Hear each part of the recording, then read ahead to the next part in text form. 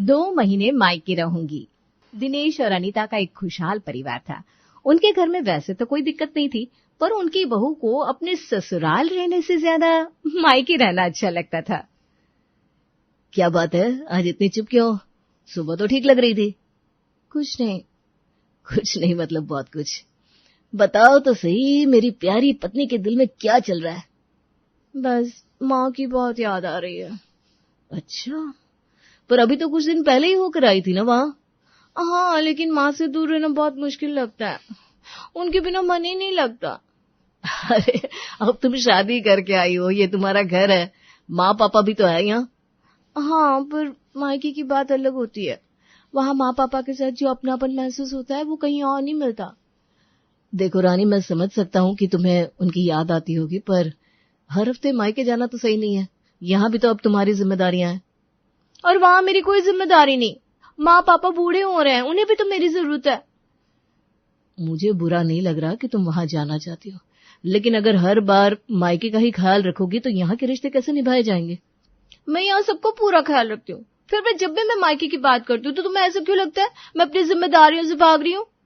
मुझे ऐसा नहीं लगता, लेकिन तुम्हारा बार बार मायके जाने का मन करता है तो माँ को भी तो बुरा लगता है ना? माँ को बुरा लगता है? वो कहती है जब से शादी हुई है तुम्हें ससुराल से ज्यादा मायके में ही रहना अच्छा लगता है। हाँ, तो उन्हें समझना चाहिए ना कि मैं सिर्फ उनकी बहू ही नहीं, किसी की बेटी भी हूँ। लेकिन रानी, शादी के बाद जिम्मेदारियां बढ़ जाती हैं। तुम्हें पता है, जब भी मैं मायके जाती हूँ मेरी माँ कितनी खुश हो जाती है। रानी देखो, बात को समझो तुम। वो मेरे बिना बहुत अकेली महसूस करती है, और पापा, उन्हें मेरी कितनी जरूरत है पता भी है तुम्हें? रानी, वहां तुम्हारी भाभी है, लेकिन यहाँ भी माँ पापा तुम्हारे सहारे रहते हैं। लेकिन माँ के बिना मैं अधूरी महसूस करती हूँ। अगर मैं कहूँ कि मैं भी तुम्हारे बिना अधूरा महसूस करता हूँ तो? विकास, देखो मैं मजाक नहीं कर रहा हूँ। जब तुम मायके जाती हो तो ये घर भी सूना सूना लगता है। तो क्या मैं कभी मायके ना जाऊं? ऐसा नहीं कह रहा हूं मैं, लेकिन हर 2-3 हफ्ते में जाना सही नहीं लगता। मैं सिर्फ कुछ दिनों के लिए जाना चाहती हूँ। कितने दिनों के लिए? 1 हफ्ते के लिए। 1 हफ्ता? रानी, अब ये कुछ ज्यादा नहीं हो जाएगा? तुम्हें मेरी खुशी से ज्यादा इस बात की चिंता है कि मैं मायके में कितने दिन रहूंगी। तुम्हारी खुशी ही मेरे लिए सबसे जरूरी है। तो जाऊं ना मैं? ठीक है, लेकिन पक्का 1 हफ्ता ही? हाँ पक्का। रानी भावुक होकर विकास को गले लगा लेती है। अपने घर पहुंचती ही उसकी माँ और पिता उसे देखकर हैरान रह जाते हैं, लेकिन कुछ कहते नहीं। अरे रानी, तुम अचानक? हाँ माँ, आपकी बहुत याद आ रही थी तो आ गई। अकेले आई हो या विकास और राज भी आए हैं? नहीं पापा, बस राज आया है। राज दौड़ते हुए अंदर आता है और नाना नानी को देखकर खुशी से उछल पड़ता है। सरोज राज को गोद में उठा लेती है और प्यार से चूमती है। मेरा राजा बेटा आ गया, कितने दिन बाद आए हो, बहुत याद आ रही थी बच्चों। मुझे भी। दीदी ये लो चाय, सफर से आई हो, थक गई होगी। हाँ भाभी, सच में बहुत सुकून मिल रहा है यहाँ आकर। सरोज रानी को प्यार से बैठने का इशारा करती है और उसके सर पर हाथ फेरती है। लेकिन बिना बताए क्यों आई बेटा? सरप्राइज देने के लिए। बेटा फिर भी बता के आती तो सही रहता ना। भला बता के भी कोई सरप्राइज दिया जाता है? सभी हंस पड़ते हैं। घर में खुशी का माहौल बन जाता है। रानी वापस अपने ससुराल चली जाती है, पर रानी का ये मायके का सिलसिला थमता नहीं। कुछ दिनों बाद रानी फिर से बोल पड़ती है। माँ जी, अब से एक बात कहनी थी। हाँ बहू बोलो। मैं कुछ दिनों के लिए मायके जाना चाहती हूँ। फिर से? अभी कुछ हफ्ते पहले ही तो होकर आई हो। हाँ, लेकिन माँ पापा से मिले भी काफी दिन हो गए ना। देखो रानी, तुम्हारा मायका है, लेकिन अब तुम्हारी जिम्मेदारी इस घर में है। बार बार वहां जाना सही नहीं है। पर माँ जी, देखो बेटा, हम तुम्हें मायके जाने से रोकते नहीं, लेकिन हर महीने जाना तो सही बात नहीं है। विकास और हम सबको भी तो तुम्हारी जरूरत है ना। रानी कुछ कहने जाती है, लेकिन अनीता के लहजे को देखकर समझ जाती है कि कोई फायदा नहीं है। रानी मायके जाने की ठान लेती है और वो अपने बेटे राज को एक रट्टा लगवा लेती है। राज, इधर आओ बेटा। क्या हुआ मम्मा? देखो, अगर मैं तुम्हें बहुत सारी चॉकलेट दूं तो तुम मेरी एक बात मानोगे? सच मम्मा? कौन सी बात? जब पापा आए तो उनसे कहना मुझे नानी के घर जाना है। बस जिद पकड़ लेना जब तक पापा हाँ ना बोले। लेकिन मम्मा, दादी ने तो मना किया था। हाँ, लेकिन अगर तुम पापा और दादी से कहोगे तो वो मान जाएंगे और फिर हम नानी के घर मजे करेंगे, ठीक है? और मुझे चॉकलेट भी मिलेगी? हाँ बेटा, बहुत सारी। ठीक है मम्मा, मैं पापा और दादी से कहूंगा। रानी मुस्कुरा देती है और राज खेल में लग जाता है। शाम होते ही जैसे ही विकास घर आता है, राज अपनी जिद का नाटक शुरू कर देता है। राज अपनी दादी और दादा से भी यही जिद करने लगता है। पापा, मुझे नानी के घर जाना है। अरे बेटा, अभी कुछ दिन पहले ही तो गए थे नानी के घर। ना, मुझे अब भी जाना है। अनीता और दिनेश भी बाहर आकर खड़े हो जाते हैं। क्या हुआ राज बेटा? दादी, मुझे नानी के घर जाना है बस। लेकिन बेटा, अभी तो तुम वहीं से आए हो, ऐसा क्या है जो यहाँ नहीं है? वहाँ नानी है, नाना है और बहुत सारी चॉकलेट भी। विकास समझ जाता है कि राज को ये बात सिखाई गई है। वो रानी की ओर देखता है जो चुपचाप खड़ी है। तभी अनीता विकास से कहती है, बेटा मेरा मानना है कि राज को उसकी नानी के घर छोड़ाओ। जब उसका मन भर जाएगा तब आ जाएगा। नहीं माँ, मैं अपने बेटे को अकेले नहीं भेज सकती। तो फिर? अगर राज जाएगा तो मैं भी उसके साथ जाऊंगी। क्यों? हाँ, मैं राज को अकेले नहीं भेज सकती ना, वो छोटा है, अभी उसे मेरी जरूरत है। रानी, तुम फिर से वही कर रही हो। तुम हर बार मायके जाने के बहाने ढूंढती रहती हो। ये कोई बहाना नहीं है विकास, मैं राज के साथ 2 महीने के लिए मायके जा रही हूँ। राज की जिद और रानी के फैसले के आगे सब चुप हो जाते हैं। विकास गहरी सांस लेकर चुप हो जाता है। रानी के जाने के बाद ही राज और उसके घर वालों को बहुत परेशानी आने लगती है। माँ, टिफिन तैयार हुआ कि नहीं? मुझे देर हो रही है। बस बेटा, बना रही हूँ, थोड़ा इंतजार कर लो। माँ, रोज रोज देर हो रही है, ऑफिस में सब नाराज हो जाते हैं। बहू होती तो यह सब दिक्कत नहीं होती, वो टाइम से टिफिन बना देती थी। विकास कुछ नहीं बोलता, बस गहरी सांस लेकर मोबाइल निकाल कर देखता है। तभी ऑफिस से कॉल आता है। हाँ सर, बस निकल रहा हूँ। अनीता जल्दी जल्दी टिफिन पैक करके देती है, लेकिन विकास का चेहरा चिड़चिड़ाहट से भर जाता है।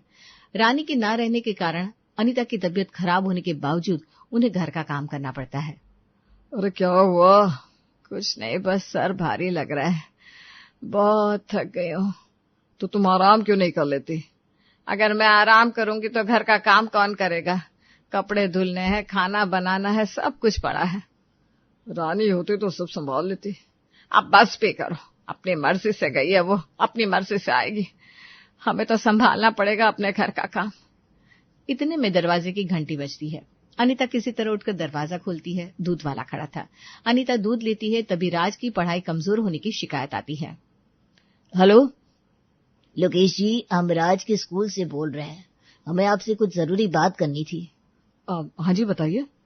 राज की पढ़ाई में बहुत गिरावट आ गई है, वो क्लास में ध्यान नहीं दे रहा और उसके टेस्ट में नंबर भी बहुत कम आए हैं। क्या? लेकिन घर पर तो वो पढ़ाई करता है। ऐसा लग तो नहीं रहा। क्या उसकी माँ उस पर ध्यान नहीं दे रही? माँ? वो तो इन दिनों मायके गई हुई है। देखिए, पेरेंट्स की गाइडेंस बहुत जरूरी होती है। राज अभी छोटा है, उसे लगातार ध्यान देने की जरूरत है। जी, मैं कोशिश करूंगा। फोन करते ही विकास सर पकड़कर बैठ जाता है। घर की सारी परेशानियां अब उसे साफ नजर आने लगती है। लेकिन विकास इस बार रानी को सबक सिखाने की सोचता है। कुछ दिनों बाद वो रानी के मायके पहुंच जाता है। भाभी, विकास घर आएंगे। अरे वाह, फिर तो उनके लिए कुछ अच्छा बना देती हूँ। हाँ भाभी, उनकी पसंद का खाना बनाओ ताकि खुश हो जाए। लगता है दीदी वो आपको लेने के लिए आ रहे हैं। हाँ, देखते हैं।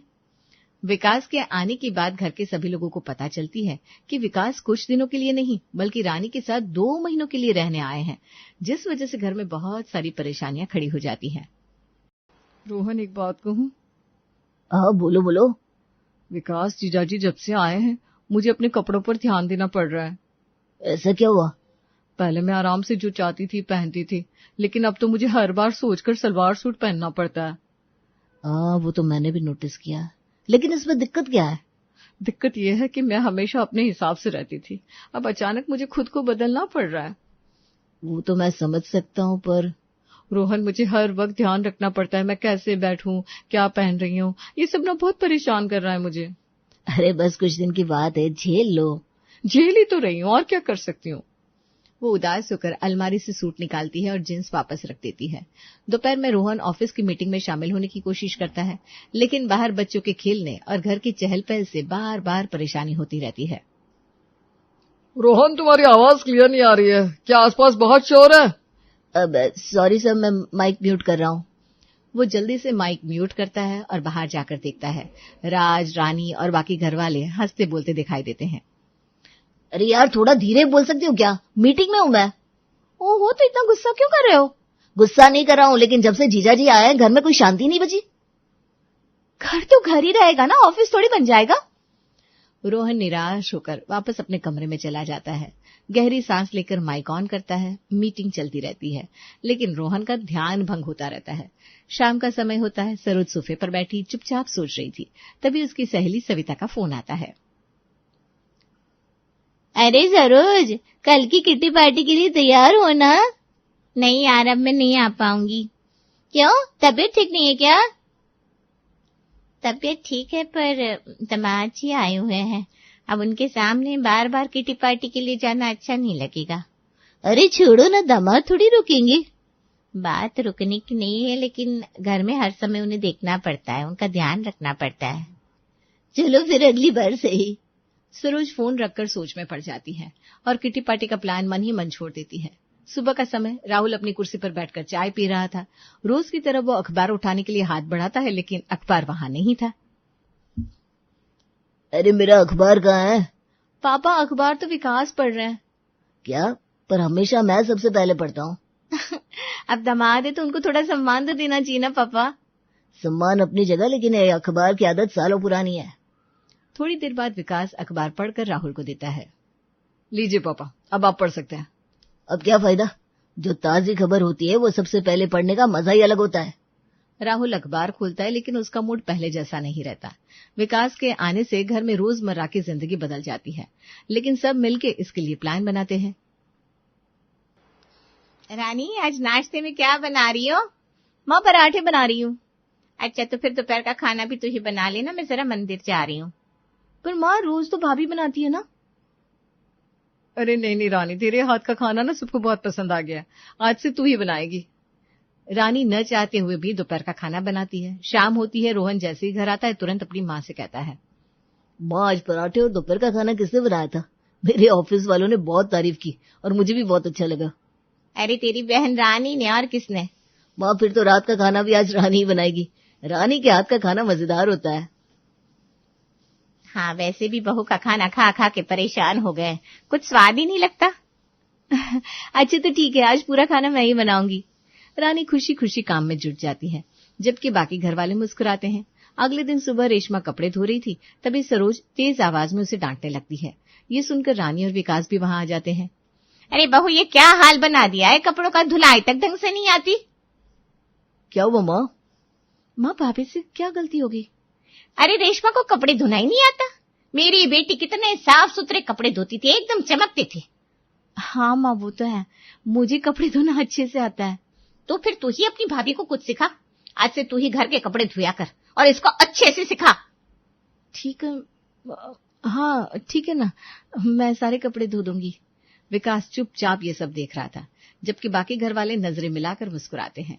दिन भर घर के हर सदस्य रानी से थोड़ा थोड़ा काम करवाने लगते हैं। दोपहर का समय रानी किचन में खाना बना रही थी, तभी राहुल आकर कहता है, रानी जरा मेरे जूते पॉलिश कर देना, बाहर जाना है। जी पापा, अभी कर देती हूँ। मुझे चाय पीनी है, जरा बना दोगी? अब हाँ, बनाती हूँ ना। दीदी, मेरे हाथ में ना चोट लग गई है, आज काम वाली भी नहीं आएगी। आज आप बर्तन धो देना। हाँ हाँ, अब हाँ धो दूंगी। शाम होते होते तो रानी बुरी तरह थक चुकी थी। वो सरोज के पास जाकर बैठ जाती है। माँ, इतना काम तो मैं अपने ससुराल में भी नहीं करती जितना यहाँ कर रही हूँ। हाँ बेटा, अपने घर का काम तो करना ही पड़ता है ना। माँ, मुझे लगता है अब मुझे अपने घर वापस चले जाना चाहिए। इतना सुनते ही घर के बाकी सदस्य पास आ जाते हैं। अरे नहीं दीदी, इतनी जल्दी जाने की क्या जरूरत है, कुछ दिन और रुक जाओ ना। हाँ रानी, तेरे बिना घर सूना सूना लगने लगेगा। दामाद जी तो हमारे साथ अच्छे से घुल मिल गया है, ऐसे अचानक जाना ठीक नहीं लगेगा। पापा, अब बहुत दिन हो गए, मुझे सच में वापस जाना चाहिए। अरे बेटा, अब आई हो तो थोड़ा और रुक जाओ, इतनी जल्दी क्या है। माँ, असल में ना वहाँ विकास के माता पिता भी अकेले हो गए होंगे, इसलिए मुझे जाना ही चाहिए। पर दीदी, आप थकी हुई लग रही हो, कुछ दिन और आराम कर लो। नहीं भाभी, असल में वहां भी तो घर के काम है, मुझे अब सच में निकलना होगा। विकास सब समझ चुका था और सभी घर वाले एक दूसरे की ओर देखकर मुस्कुराते हैं, क्योंकि उनका प्लान कामयाब हो चुका था। रानी अपने कमरे में सामान पैक करने चली जाती है। विकास मुस्कुराते हुए सरोज और राहुल के पास आता है। माँ पापा, मैं आपको दिल से धन्यवाद कहना चाहता हूँ। अरे नहीं नहीं दामाद जी, जिस समस्या को मैं इतने दिनों से सुलझाने की कोशिश कर रहा था, आपने उसे पल भर में हल कर दिया। बेटा, इस तरह से धन्यवाद न करो, ये तो हमारा फर्ज था। हाँ बेटा, कभी कभी गलती का एहसास करवाना जरूरी होता है। सही कहा माँ। अब मैं रानी और राज को लेकर वापस चलता हूँ, नहीं तो कहीं ये फिर से रुकने का मन ना बना ले। सभी हंस पड़ते हैं। विकास रानी और राज को लेकर अपने घर के लिए निकल जाता है।